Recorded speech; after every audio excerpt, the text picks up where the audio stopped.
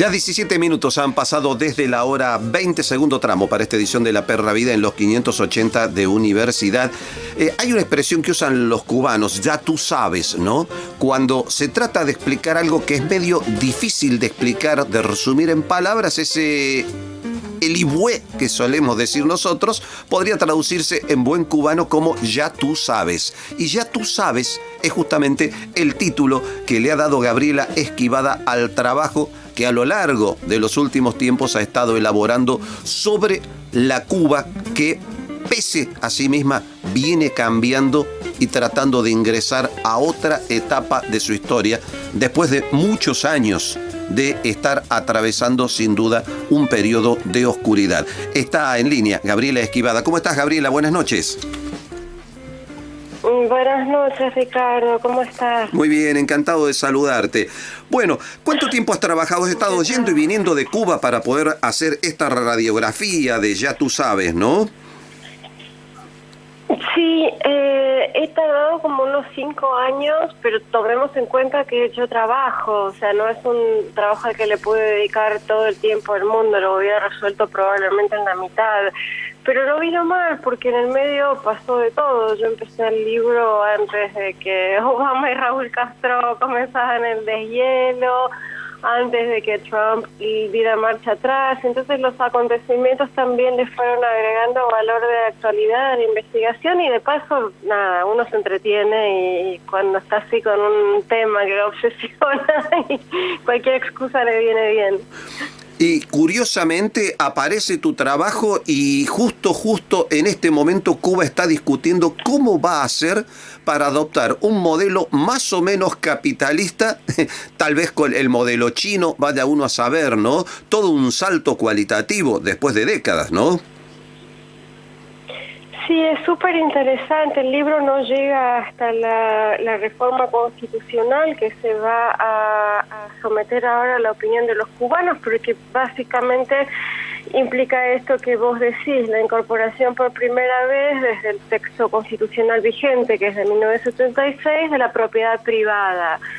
En Cuba, como hubo una crisis trágica realmente cuando cae el bloque del Este y se desintegra la Unión Soviética y todos los fondos que la isla recibía y el 80% de su comercio desaparece, se da una pequeña apertura que en vida de Fidel Castro se dio marcha atrás varias veces, entonces los cubanos no tenían mucha confianza en esto del trabajo por cuenta propia. Actualmente el 27%, es decir, casi un tercio de la fuerza de trabajo de Cuba es de privados, pero son pequeñas unidades, son emprendimientos personales. Hay también gente que tiene una empresa pequeña, pero digamos todas las empresas de mayor envergadura se asocian al Estado. Por primera vez, la reforma que se propone y que acompaña, por otra parte, el ascenso a la presidencia de la primera persona desde la revolución que no pertenece a la generación histórica. Díaz-Canel es un hombre joven, mejora mucho el promedio de edad de los mandatarios cubanos en los últimos años.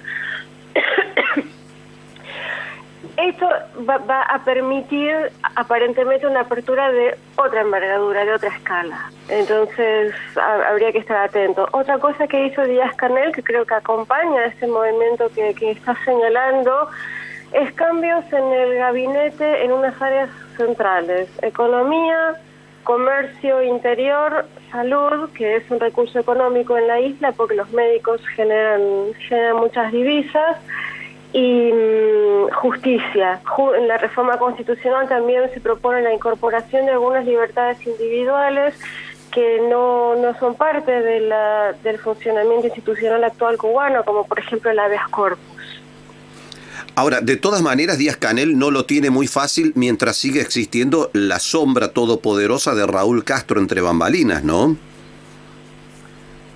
No es tanto Raúl Castro en persona, creo, sino toda la estructura del Partido Comunista. Una de las cosas que se dice es que la reforma constitucional incorpora un presidente, un vicepresidente y un primer ministro, y que el presidente puede llegar a ser una figura decorativa en caso de que no haya completa armonía entre todos estos miembros, ya que el primer ministro va a ser la figura actuante de parte del partido.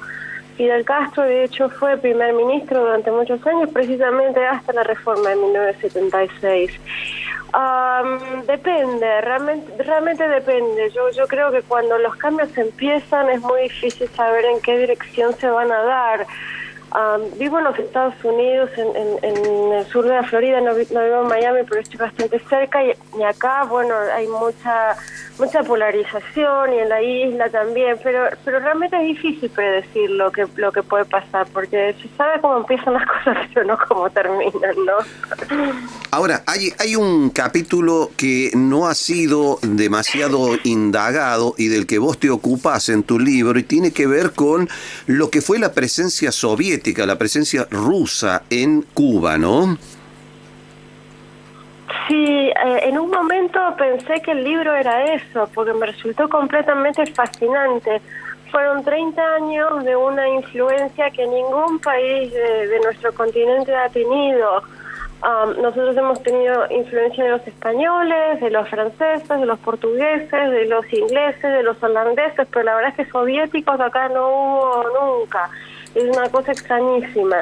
Y por un lado creo que es algo bastante generacional, ¿no? Son muy pocas las familias que se conformaron en aquella época, porque los soviéticos básicamente eran asesores que llegaban a la isla y después regresaban, pero muchos estudiantes cubanos, en particular estudiantes varones, se casaban con estudiantes mujeres en Rusia y volvían a la isla con sus familias. Entonces estas familias agua tibia, como se las llama, o polovino significa mitad, que quedan bastante y son las que permiten que ahora haya como una especie de revival de aquellos años. Por otro lado, en la memoria colectiva de los cubanos es sumamente importante.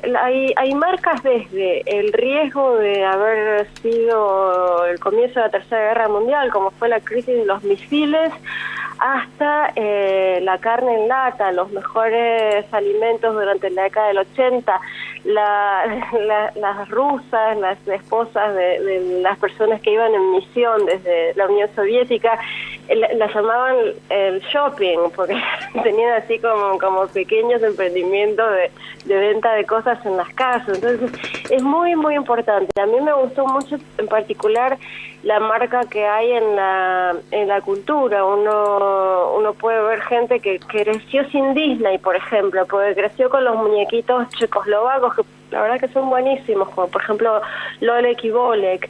Y después está también esta cosa de los productos que permanecen como eternamente, porque son cosas hechas sin el criterio de cambio que implica el mercado, sin pensar en la obsolescencia programada.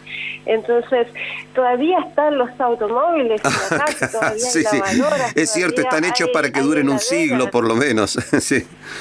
Claro, son cosas que como ellos los cubanos los llaman los bolos, y la definición de algo bolo es algo feo, funcional e indestructible, básicamente. Muy bueno. Y la verdad es que los arreglan, por ejemplo, ahora los automóviles Lada o los Moscovich andan con motores que tienen piezas chinas, por ejemplo, ¿no? Pero siguen andando, es una cosa increíble. Y lo mismo las lavadoras, las radios, la tele, las heladeras, es muy, muy curioso, hay una mezcla. Por otro lado también, bueno, toda la cuestión de la ciencia, la educación, todo eso también ha dejado profundas marcas. Es una época muy, muy especial realmente en todo el continente americano. ¿Y se está produciendo allí una suerte de relevo? O sea, ¿está creciendo la presencia china? A ver, Cuba comercia con China. Bueno, ¿quién no comercia con China? Claro. En este momento es una potencia económica tremenda. Y se ve bastante, y en la medida también en que los Estados Unidos no resuelve el problema de lo que se llama bloqueo o embargo, según quien lo nombre, que son una serie de leyes que impiden a las empresas del mundo comerciar sin riesgo de multas con Cuba, el mercado está servido para China y la verdad es que hasta ahora esto ha sucedido de esa manera. Yo creo que el acercamiento de Obama en parte tenía que ver con eso. O sea, esto es algo que la isla queda muy cerquita de los Estados Unidos, son 40 minutos de avión desde Miami. No puede ser que el mercado no le pertenezca al vecino poderoso, sino a China. Hay muchos buses de China, por ejemplo, actualmente todo el transporte ha sido mejorado gracias a la infraestructura china. Hay un montón de alimentos, Cuba necesita importar el 80% de sus alimentos actualmente, entonces por ahí uno se encuentra con un queso francés, no sé, un queso brie, pero que ha sido elaborado en China y tiene toda la parte de atrás donde se aclaran los factores nutricionales y eso, todo el detalle está en chino. O sea, bueno. hay evidentemente una marca de fuerte comercio, sí. Ahora, ¿hay alguna discusión en Cuba, en la Cuba contemporánea, o alguna toma de conciencia con respecto a lo que han sido los límites del modelo y hasta qué punto ese modelo los ha depositado en el punto donde se encuentran en este momento? O sea, ¿a que no han tenido éxito, en resumidas cuentas? Sí, desde luego. La sociedad cubana tiene dos características que me parece que hacen imposible que no se dé ese debate. Por un lado es una sociedad muy educada, por otro lado es una sociedad pobre. Es decir, que hay gente que tiene conciencia que le podría mejor de lo que le va. Entonces necesariamente discute de esto todo el tiempo. Además, igual, o sea, los argentinos no somos quienes para hablar de polarización, pero siempre ha sido una sociedad políticamente muy agitada, que tiende como a las pasiones hacia los extremos. Entonces es medio imposible que ese diálogo no se dé. En cierta medida se dio antes de la caída del bloque socialista, cuando comienza Gorbachov con la glasnost y la perestroika. Fidel Castro está en contra de eso, ¿no? Sí, se dejan de poder leer las revistas que circulaban, como la Sputnik, por ejemplo, pero dentro de Cuba se da la discusión de si hay que ir en esa dirección o no, o si se va a un modelo propio. ¿Por qué no se ha aprovechado en esos 30 años para generar un desarrollo autónomo? Todo eso existe, y después de la enorme crisis de la década del 90, esto nunca se ha perdido, y mucho menos a medida que la información, digamos, se democratiza por una cuestión tecnológica. O sea, en Cuba la conexión a Internet es mala, pero existe, y las familias están mitad en Cuba, mitad en otros países que son democracias de modelo occidental, que tienen otras formas de desarrollo económico. Entonces sí, desde luego esto se da. ¿Por qué no hay una oposición? Es difícil de entender porque hay muchas voces que no son armónicas con el gobierno de La Habana, pero que no articulan una opción de poder. Esto para mí es lo raro. Solo el Partido Comunista tiene un plan de poder en Cuba en este momento. Y no hay dirigentes lo suficientemente representativos, ¿no? Yo no lo veo, sinceramente, y siendo extranjera creo que eso me hubiera saltado a la vista. Yo no lo encuentro. Hay un arco muy grande de gente que se considera opositora, hasta gente que se considera disidente. El mismo gobierno cubano establece también esta clase de diferencias, pero nadie articula mucho el pensamiento como para decir, bueno, vamos a una cosa de mínima, aprovechemos la reforma constitucional para tal cosa. Nadie logra hacer eso. Un factor central, creo, es posible, y es que la política requiere de recursos económicos, y los recursos económicos son un patrimonio principalmente del Estado. Cualquier persona que recibe fondos de un gobierno extranjero, de una fundación extranjera, está en el filo de lo ilegítimo de la lucha política interna. Entonces es muy difícil realmente, pero tampoco es que veo gente que dicen tenemos 3 ideas, somos 20 y tenemos 3 ideas más o menos en conjunto y una sola y por eso en común, y por ese objetivo vamos. O sea, veo mucha discusión, pero no una dirección, salvo en el propio Partido Comunista, ¿no? Gabriela, ¿y todavía sigue siendo una sociedad expulsiva? O sea, ¿siguen siendo muchos los cubanos que se marchan de la isla? Sí, lamentablemente sí, por esto mismo que te señalaba antes la buena educación. Son personas que como recursos humanos son muy difíciles de formar en otros países y aún en otros países como los Estados Unidos, que tienen un nivel de educación para quien lo pueda pagar excelente. No está de más sumar profesionales de calidad. Ya no existe la facilidad migratoria que tenían antes los cubanos aquí en los Estados Unidos, que se da por la combinación de una cosa que es la ley de ajuste cubano, que permite como arreglar las visas, y la entrada por tierra, que es lo que se llama pies secos, pies mojados, que se hizo para evitar la tragedia de los balseros. El gobierno de Bill Clinton dijo que se recibía por frontera de tierra y por aire a quien llegara y quisiera pedir asilo político, y bastaba con decir soy cubano y me acojo a la ley de ajuste cubano para que uno pudiera entrar en el proceso de visa y en un año ya era un residente legal. Ahora esto ya no existe. Obama lo quitó y desde luego Trump no lo repuso. Pero ya las familias están muy divididas, entonces quien tiene un familiar afuera y puede emigrar en busca de un futuro mejor, lo hace, como es una opción económica como la de los guatemaltecos, la de los salvadoreños y en un punto también la de los venezolanos, creo. Gabriela Esquivadas, te agradezco habernos ilustrado sobre la Cuba contemporánea. Un beso y hasta pronto. Muchas gracias, Ricardo. Gracias a ustedes. Un beso. Chao.